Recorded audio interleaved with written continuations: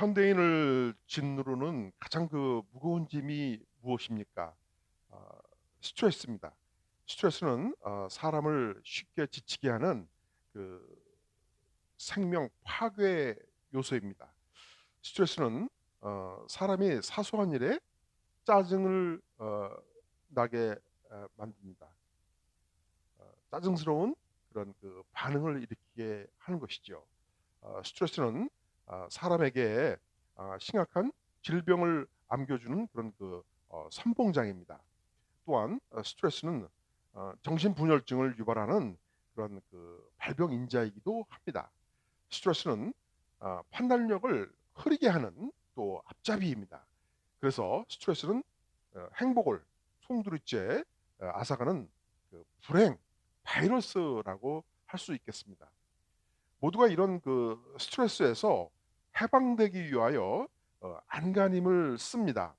다양한 활동과 또 문화생활을 하는 이유도 이러한 스트레스로부터 탈출해 보려는 의도가 깊게 배어 있습니다. 사실 그러한 활동들이 스트레스 해소에 도움이 됩니다. 많은 사람이 스트레스로 인해 그런 고통 때문에 병원문을 두드리지만 의사들도 사실 완전한 스트레스 해방을 선언해 주지는 못합니다. 그러면 온갖 스트레스에서 우리가 해방되어서 진정한 안식을 누리는 그런 길은 없을까요?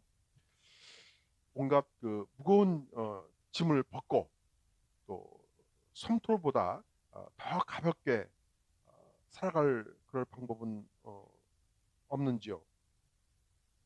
그것에 대한 해답은 이제부터 혼자 짐을 지는 것이 아니라 예수 그리스도와 함께 짐을 지는 것이라고 성경은 말씀해 주고 있습니다. 그리스도께서 내 멍에를 메라고 하셨기 때문입니다. 주께서 정신적인 압박 때문에 압박 대신에 자유와 평안을 주시겠다고 하신 것입니다. 그의 말씀에 관해서 한번 우리가 함께 살펴보면서 은혜를 나누고자 합니다. 오늘 본문의 29절에서 그리스도의 멍에를 매라고 말씀합니다. 29절의 상반부에서 나는 마음이 온유하고 겸손하니 나의 멍에를 메고 내게 배우라. 이 구절은 우리가 아주 잘 아는 그런 말씀입니다. 그런데 우리는 이 말씀 가운데 가장 중요한 부분을 놓치고 있습니다. 28절에 내가 너희를 쉬게 하리라는 그런 말씀 때문입니다. 28절에 내가 쉬게 하리라라고 이렇게 어, 이, 이렇게 말씀을 하고 있다 보니까 여기에서 안식을 주신다는 말씀 때문에 나의 멍에를 메고 내게 배우라는 말씀의 의미를 잘 헤아리지 못합니다. 멍에가 무엇입니까? 이 멍에라고 하는 것은 주로 소나 나귀가 밭을 갈 때나 짐을 실은 수레를 끌고 갈 때 등에 얹는 도구입니다. 이때 중요한 것은 소가 얼마나 능률 있게 일을 잘 하느냐 하는 것은 멍에를 얼마나 잘 만드냐에 달려 있습니다. 그래서 멍에를 만들 때 소의 사이즈를 잘 측정해야 합니다. 멍에 사진을 한번 준비가 되시면 한번 좀 잠깐 준비하는 동안에 말씀을 또 계속 드리겠습니다. 이 어, 중동 지방에서도 우리 이쪽 아시아 지역하고 같이 두 마리의 소를 끌고 어떤 짐을 옮기거나 밭을 가를 때 멍에라는 거를 제작을 해서 소의 등에 얹게 되는데 이쪽 그 아시아 지역의 그 멍에와 중동 지역에서 사용했던 그 멍에의 모양이 좀 다른데, 아 이 중동 지역에서 사용했던 그 멍에가 아 그 아주 어 합리적이고 과학적으로 만들어진 것 같아 보입니다. 이 팔레스타인, 그러니까 중동 지역 그 팔레스타인 그 농부들은 농사를 짓기 위해서 이제 그 밭을 가를 때 이 두 마리의 소가 이제 함께 일을 할 수 있도록 하나의 멍에에 이 구멍을 두 개를 뚫어서 이제 연결을 합니다. 그래서 예수께서 말씀하시는 이 멍에도 항상 그 짝을 이루어서 매게 하는 그 도구를 말씀하고 있는 것입니다. 이 소들에게 멍에를 지우면 두 마리 소 중에서 어느 한 마리가 자기가 빨리 리더의 역할을 하겠다라고 결정을 합니다. 그래서 이 리더가 결정이 되면 다른 한 마리 소는 그저 따라가기만 하면 됩니다. 이렇게 그 서로의 역할이 정해져야 일이 잘 진행되지, 그렇지 않으면 이 밭갈기가 아주 힘들어지게 됩니다. 그래서 주인은 대개 두 마리의 소 중에 한 마리는 좀 크고 또 한 마리는 작은 소로 배치합니다. 큰 소와 작은 소가 함께 하나의 멍에를 맨다고 보면 되겠습니다. 아무래도 멍에를 메고 가면은 작은 소의 멍에가 가벼워지게 마련입니다. 큰 소가 그 멍에의 그 무게를 다 대부분 감당하고 있다 보니까 작은 소는 그 멍에의 무게를 훨씬 덜 느끼지게 되죠.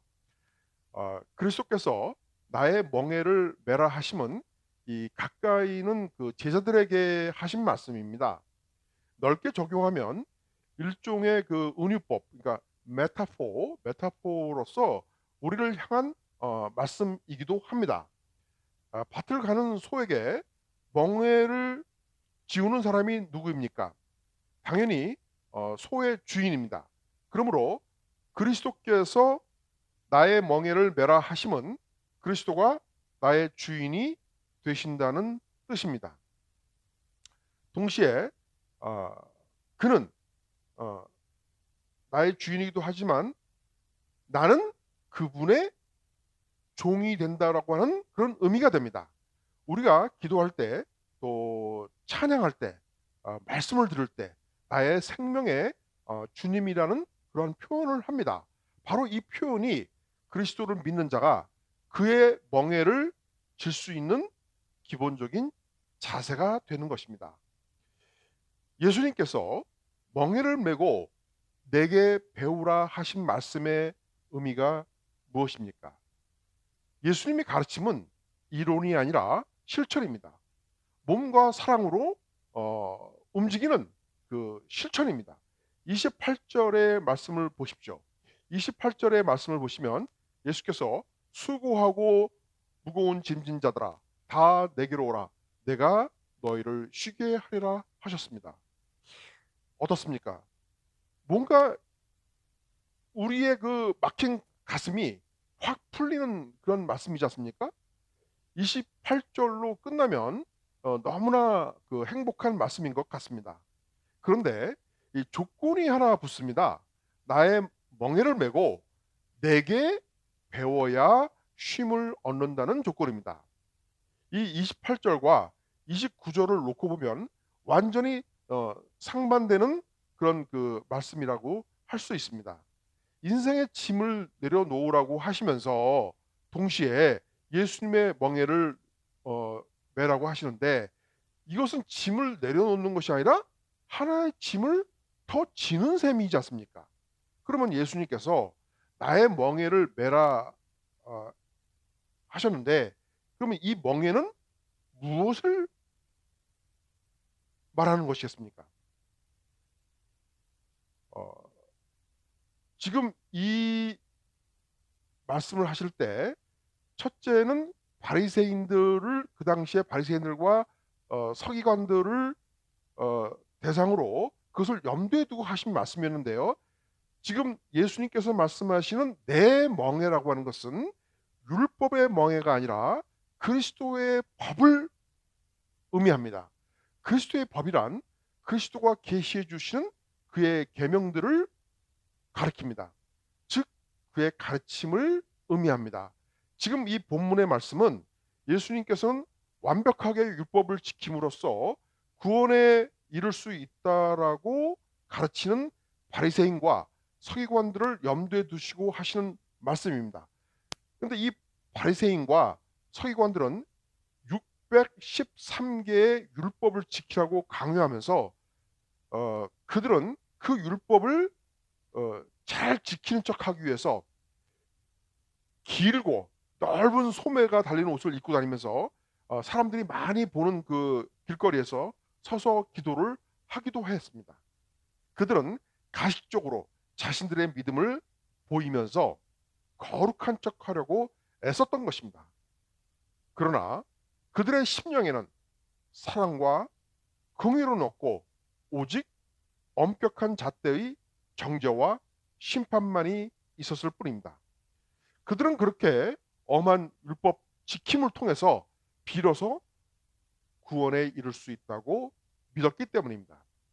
그리고 그들은 그것을 위해서 외식, 그 겉으로 치장하는 것, 그 겉으로 드러내는 그러한 모습만 율법에 충실한 것처럼 그렇게 보이면서 거짓된 삶을 살아가고 있었던 것입니다. 뿐만 아니라 그들은 자기들은 다른 사람들과는 구별된 사람 자들이라고 그렇게 스스로 칭하면서 교만해서 늘 다른 사람들을 무시하였습니다.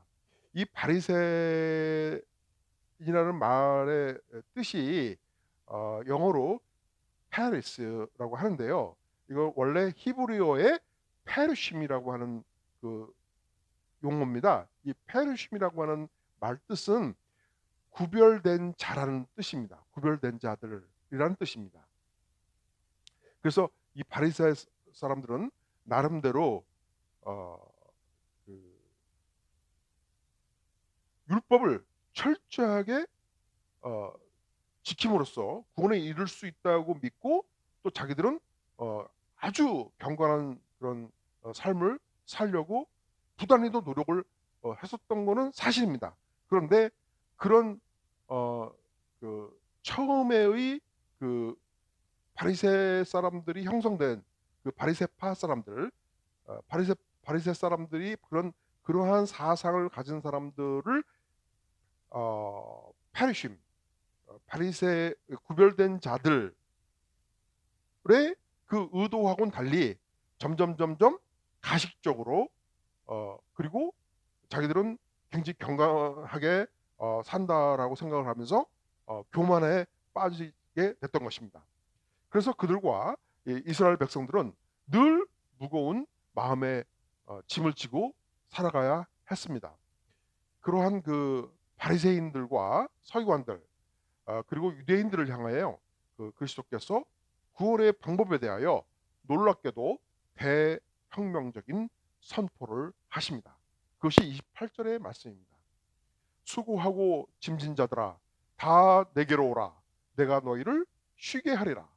이 말씀은 그리스도께서 그의 백성들에게 하나님 나라에 들어올 것을 초청하시는 것입니다.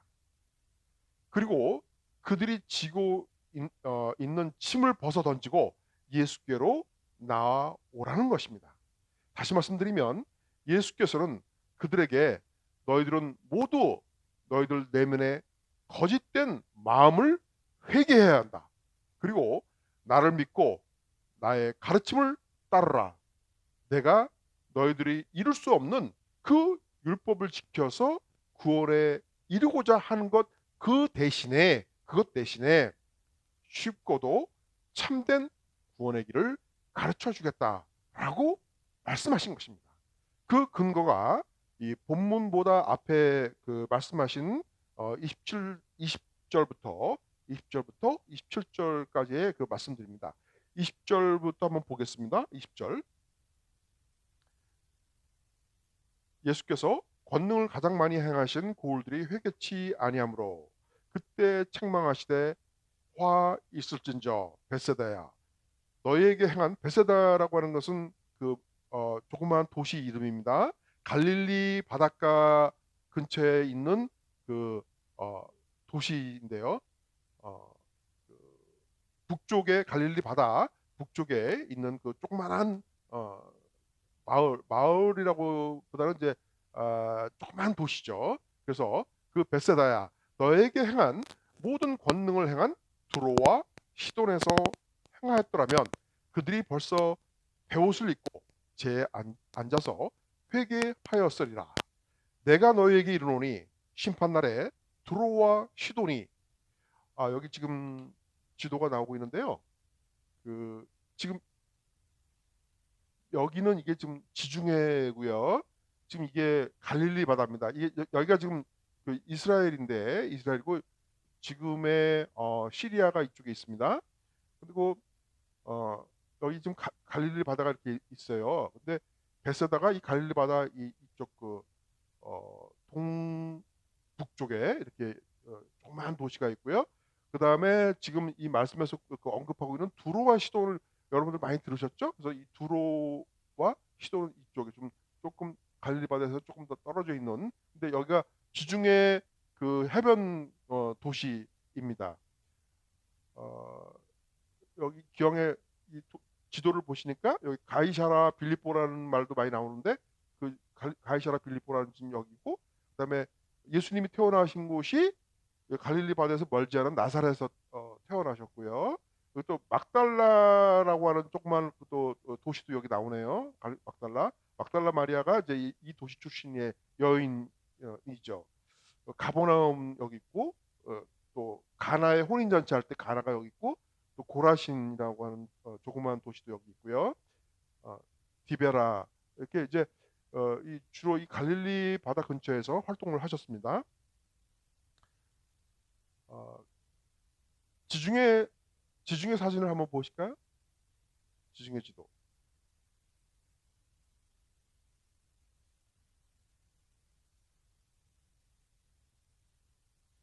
네, 조금만 확대해 보시면요. 확대.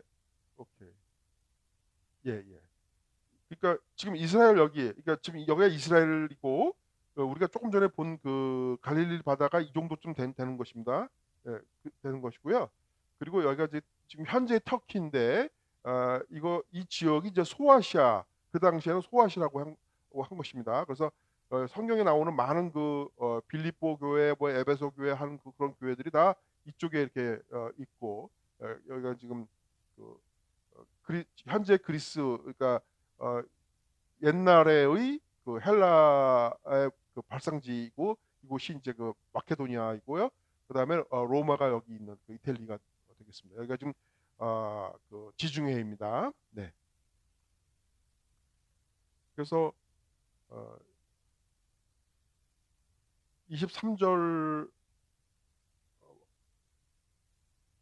보겠습니다. 23절. 23절에 보면 가버나움아, 내가 하늘에까지 높아지겠느냐, 음부에까지 낮아지리라.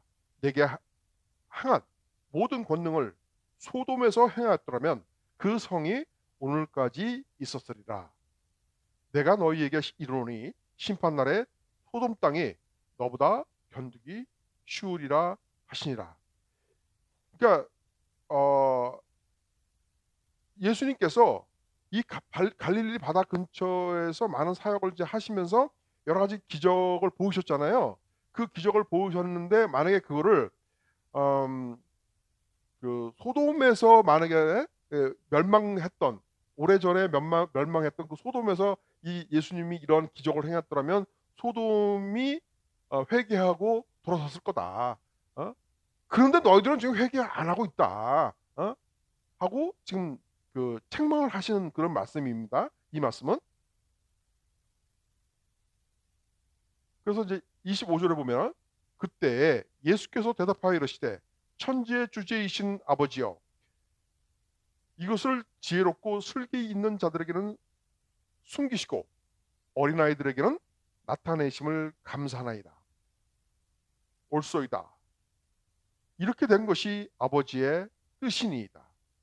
내 아버지께서 모든 것을 내게 주셨으니 아버지 외에는 아들을 아는 자가 없고 아들과 또 아들의 소원대로 계시를 받는 자 외에는 아버지를 아는 자가 없느니라. 지금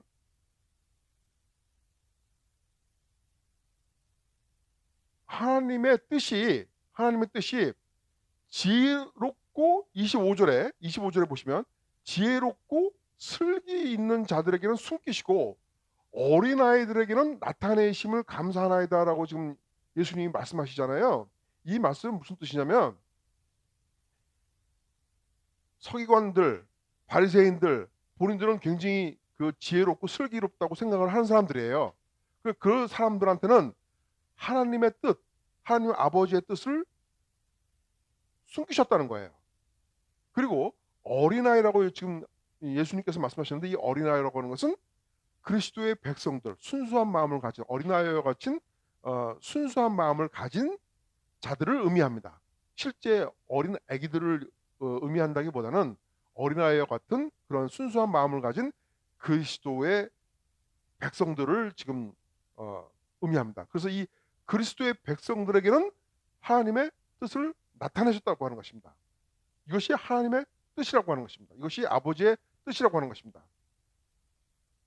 이 27절에서 내 아버지께서 모든 것을 내게 주셨으니라고 말씀하신 것처럼 이제 구원에 이르는 이 참된 길은 율법을 완벽하게 지켜서 이루는 것이 아니라 하나님의 아들이신 예수 그리스도를 믿고 그의 가르침대로 따라가는 것입니다. 바로 그것이 26절에서 올소이다 이렇게 된 것이 아버지의 뜻이니다라고 말씀하신 것처럼 하나님 아버지의 뜻인 것입니다. 하나님의 뜻은 요한복음에서도 확인할 수 있습니다. 요한복음 6장 40절에서 내 아버지의 뜻은 아들을 보고 믿는 자마다 영생을 얻는 이것이니 마지막 날에 내가 이를 다시 살리라 하시니라라고 말씀하고 있습니다. 그러니까 예수 그리스도를 믿고 영생을 얻는 것이 하나님의 뜻이라고 하는 것입니다. 여러분, 제가 지금까지 말씀드리고 있는 것을 지금 잘 이해하고 계시죠? 그러면 구체적으로 어떻게 하는 것이 26절에서 예수께서 말씀하신 아버지의 뜻일까요? 그것은 오늘 본문 29절의 말씀대로 그리스도의 멍에를 메고 그에게 배우는 것입니다. 무엇을 배우는 것입니까?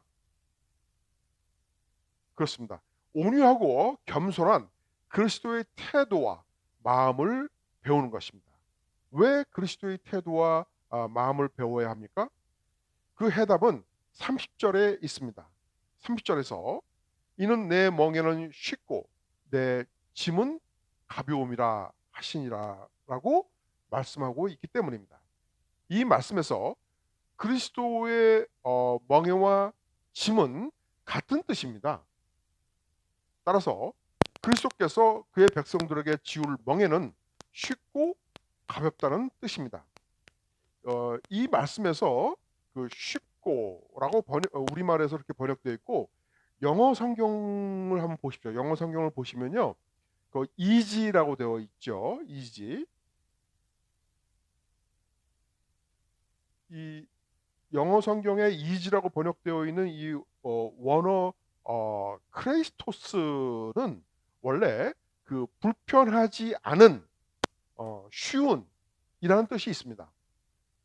소의 주인은 멍에를 만들 때 소가 메었을 때 편안하도록 그 아까 그 사진을 보셨지만 그 소의 그 덩치의 그 크기와 그리고 그 멍에라고 하는 그 나무로 그 만들 때 그 멍에 나무가 너무 지나치게 무거워도 소가 힘들죠. 그죠? 그러니까 그런 소의 그 덩치, 그다음에 나무의 크기, 무게, 그리고 소의 체형에 맞게 제작함으로써 소가 움직일 때 편하게 만들어야 합니다.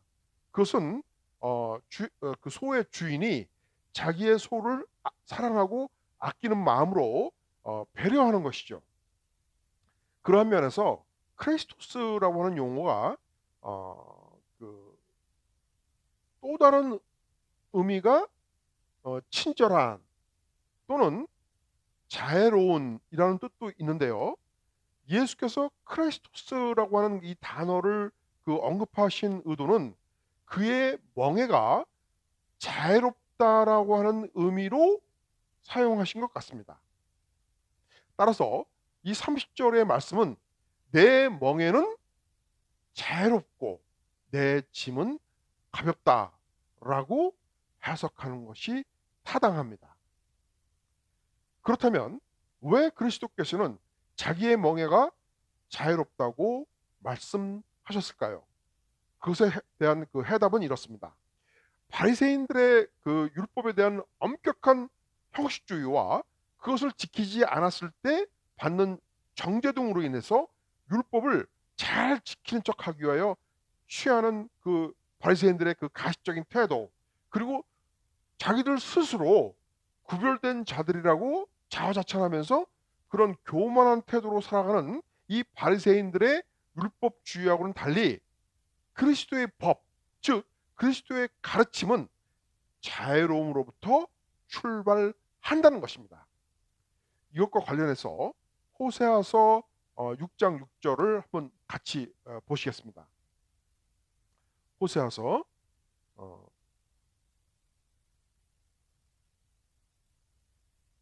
열심히 지금 찾고 계시는 우리 제니퍼 권사님을 위해서 제가 성경을 1261페이지입니다. 구약 성경 1261페이지 6장 6절. 6장 6절을 보시면요. 나는 인애를 원하고, 인애라고 하는 건 이제 사랑을 말하는 거죠. 나는 인애를 원하고 제사를 원하지 아니하며 번제보다 하나님을 아는 것을 원하노라. 영어 성경, 우리 영어 성경을 보시면요. For I desire steadfast love and not sacrifice, the knowledge of God rather than burnt offerings. I desire steadfast love라고 되어 있는데 그러니까 변함없는 사랑이라고 번역이 되어 있잖아요, 영어로. 이 우리 한국말에는 번역이 좀 어려워가지고 인애라고 번역이 되어 있고요. 우리 이 영어 성경에는 steadfast love라고 되어 있는데 이 steadfast love의 원어는 헤세드, 히브리어의 헤세드라고 하는 그런 용어인데, 헤세드라고 하는 것은 하나님의 변함없는 사랑과 자비 또는 긍휼을 의미합니다. 그러므로 이 말씀의 의미는 하나님께서는 하나님에 대한 제사 또는 예배보다는 그에 대한 변함없는 사랑을 원하신다는 것입니다. 이와 같이 제사라는 형식보다는 마음으로부터 우러나오는 자비와 궁의를 원하시는 하나님의 뜻을 성취하시기 위해서 그리스도께서는 29절의 하반부에서 자비로운 법, 즉 그의 가르침인 나의 멍에를 메고 내게 배우라라고 하시면서 자기 백성들을 초청하고 계신 것입니다.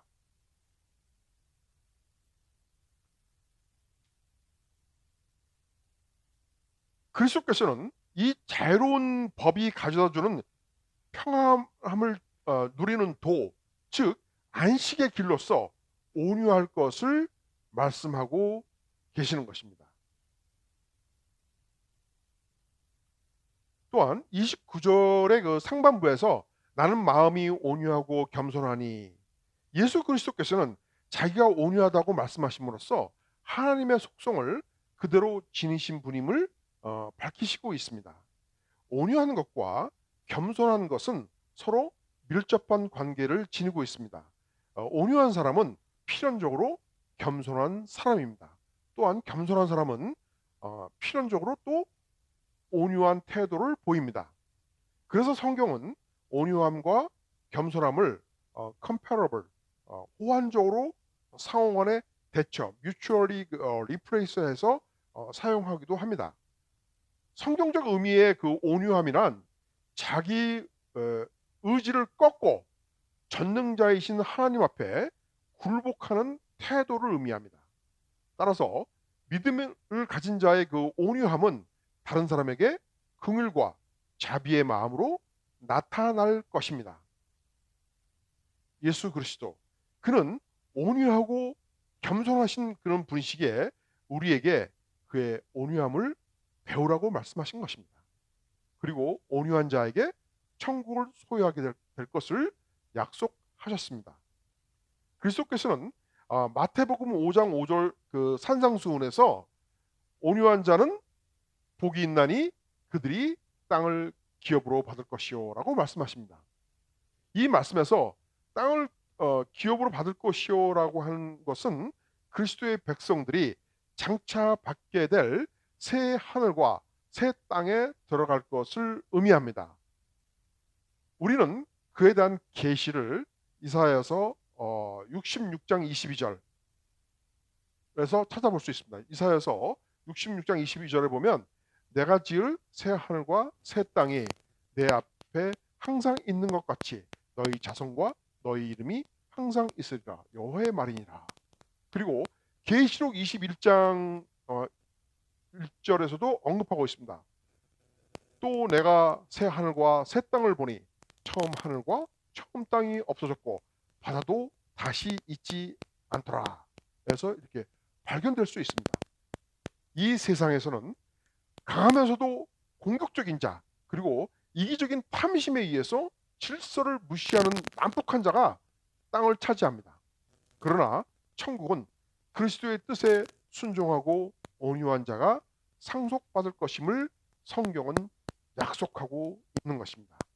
왜냐하면 온유한 자는 그리스도와 함께 멍에를 메고 있는 자로서 그리스도께 속해 있기 때문입니다. 이와 관련해서 베드로전서 4장 11절의 그 후반부에 보면 이렇게 말씀하십니다. 이는 범사에 예수 그리스도로 말미암아 하나님이 영광을 받으시게 하려 함이니 그에게 영광과 권능이 세세에 무궁하도록 있느니라. 아멘. 이 영어로도 보면은 영어로도 참고를 한번 보십시오. In everything, 모든 것들 안에서, 범사 안에서 God may be glorified through Jesus Christ. 예수 그리스도를 통해서, 그리고 to him belong glory and dominion. 모든 영광과 그 권세가 영원토록 있을 것이다. 그에게 속할 것이다. 이렇게 하나님께서 약속의 말씀을 하신 것입니다. 이와 같이 그리스도께 속해 있는 자는 그리스도를 통해서 그의 영광과 권능을 누리게 될 것입니다. 우리에게 온유할 것을 말씀하시는 그리스도께서 비록 우리가 연약해서 때로는 노를 바라며 넘어지기도 하지만 그때마다 우리를 용서하시고 또 받아주시며 끝까지 붙들어 주실 것입니다. 그리스도께서 온유하고 겸손하신 것처럼 우리가 그리스도와 함께 멍에를 메고 온유하고 겸손한 태도로 살아갈 때 수고하고 짐진 그 삶의 무게를 감당할 수 있는 힘이 생기는 것입니다. 왜냐하면 그는 장차 새 하늘과 새 땅을 기업으로 받을 그 복을 이미 받은 자이기 때문입니다. 믿음의 성도 여러분, 우리가 그리스도의 법과 말씀에 순종하여서 온유하고 겸손한다면 그는 우리에게 세상의 고통과 압박으로부터 해방됨으로써 누리는 그 자유와 그리고 우리의 영혼의 평안과 안식을 주실 것입니다. 뿐만 아니라 그리스도께서 다시 오시는 그날에 새 하늘과 새 땅에서 영광을 누리게 하실 것입니다. 우리 모두가 온유한 삶을 살아감으로써 현재 그리스도께서 주시는 평안과 안식의 은혜를 맛보며 미래에 완성될 구원의 그날에 그리스도의 영광을 누리게 되기를 주의 이름으로 축원합니다.